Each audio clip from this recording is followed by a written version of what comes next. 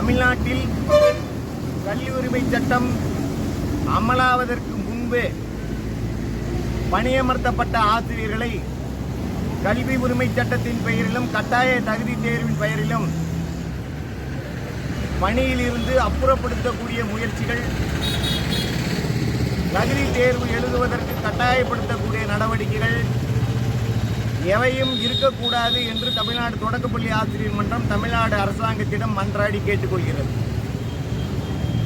சட்டப்பூர்வ நியமனங்கள் கல்வித்துறையில் பள்ளி ஆசிரியர்களை செய்யப்பட்ட பிறகு அண்மையில் வந்திருக்கக்கூடிய உச்சநீதிமன்ற தீர்ப்பை மறு ஆய்வு செய்வதற்கும் மறுசீராய்விற்கு பின்னர் மேல்முறையீடு செய்வதற்கும் தமிழ்நாடு அரசு முன்வர வேண்டும்.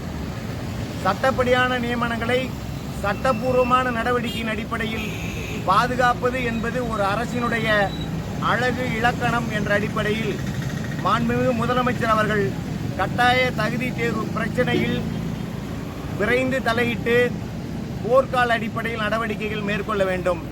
ஆசிரியர்களுடைய குடும்பங்களுடைய மன உளைச்சலை, மன வருத்தத்தை, கவலையை போக்குவது என்பதுதான் அரசாங்கத்தினுடைய இன்றைய முதன்மையான பணி என்பதை தமிழ்நாடு தொடக்கப்பள்ளி ஆசிரியர் மன்றம் அரசிடம் தெரிவித்துக் கொள்கிறது.